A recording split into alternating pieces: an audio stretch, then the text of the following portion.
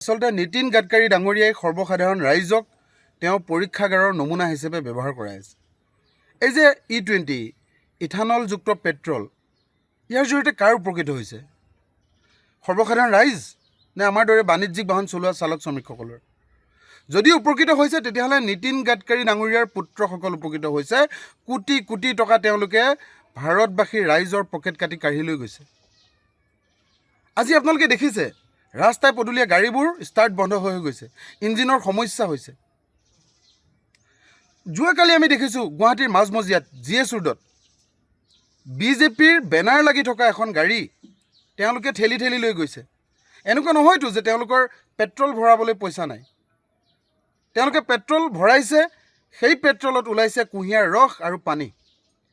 গতিকে সাম্প্ৰতিক সময়ত এই ইথানলযুক্ত পেট্ৰলে সৰ্বসাধাৰণ ৰাইজক এক প্ৰকাৰ কুঙা কৰি পেলাইছে। বিশেষকৈ ক্ষতিগ্ৰস্ত হৈছোঁ আমি।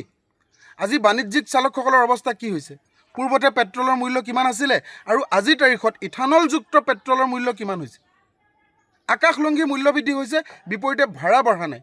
প্ৰতিটো ক্ষেত্ৰত মূল্য বৃদ্ধি। আজি আমি এই বাণিজ্যিক বাহনৰ নথি পত্ৰ নৱীকৰণ কৰিব নোৱাৰা হৈছোঁ, আমি ইঞ্চুৰেঞ্চ কৰিব নোৱাৰা হৈছোঁ, গাড়ী মেইনটেনেঞ্চ কৰিব নোৱাৰা হৈছোঁ, কৰ কাটল চৰকাৰক দিব নোৱাৰা এটা পৰিৱেশ।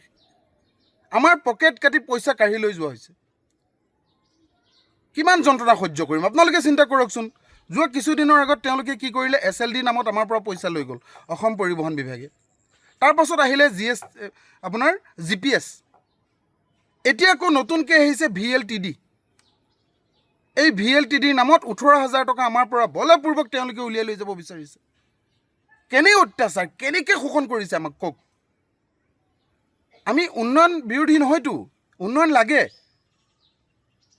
কিন্তু বাণিজ্যিক বাহনৰ চালকসকলে কিয় সমগ্ৰ ব্যৱস্থাটোৰ কাৰণে দায়িত্ব ল'ব লাগে? আমি কি ATM মেচিন নেকি? আমি অসম চৰকাৰৰ পৰিবহণ মন্ত্ৰীক স্পষ্টকৈ ক'ব বিচাৰিছোঁ, বাণিজ্যিক বাহনৰ চালকসকল আপোনালোকৰ দৃষ্টিত ATM মেচিন নেকি? যে যেতিয়াই মন যাব তেতিয়াই নতুনকৈ কিবা এটা বোজা জাপি দিব আৰু পকেট কাটি পইচা কাঢ়ি লৈ যাব। আৰে অসহনীয় বোজা আমাৰ ওপৰত জাপি দিয়া হৈছে। কিমান অত্যাচাৰ সহ্য কৰিম?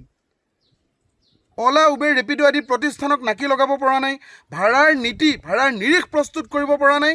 বিপৰীতে এতিয়া এনেকুৱা এটা পেট্ৰল দিছে যি পেট্ৰলৰ জৰিয়তে আমি মাইলেজ কম পাওঁ, আমি আগবাঢ়ি যাব নোৱাৰোঁ, আমাৰ গাড়ী ষ্টাৰ্ট বন্ধ হৈ যায়, মেইনটেনেঞ্চ বাঢ়ি গৈছে। এই কথাবোৰ বিৰোধিতা কৰিলে আমি দেশদ্ৰোহী। কি অৱস্থা হৈছে অসমখনৰ? অসমীয়া মানুহে অসমত কাম কৰি থাকিব পৰা এটা পৰিৱেশ নোহোৱা কৰি পেলাইছে। আমিতো চাকৰি বাকৰি বিচৰা নাই, একোখনকৈ বাণিজ্যিক বাহন ক্ৰয় কৰিছোঁ, ঋণৰ বোজা কান্ধত লৈছোঁ। তাৰ পাছত প্ৰতিটো ক্ষেত্ৰতে আমাক বলপূৰ্বক নীতি জাপি দিব। আজি ইথানলযুক্ত পেট্ৰলৰ কাৰণে কাৰ লগত আলোচনা কৰিলে?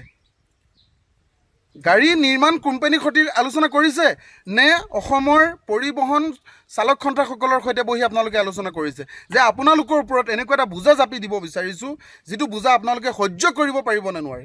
এই কথাটো সুধিছিলে নেকি কাৰোবাক?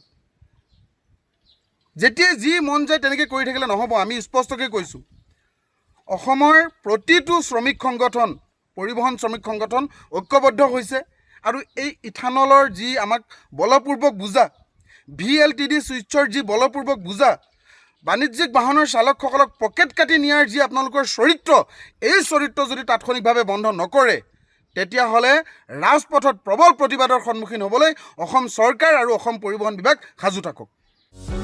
যিকোনো খবৰৰ বাবে যোগাযোগ কৰক আমাৰ এই নম্বৰত 9181 307 2221।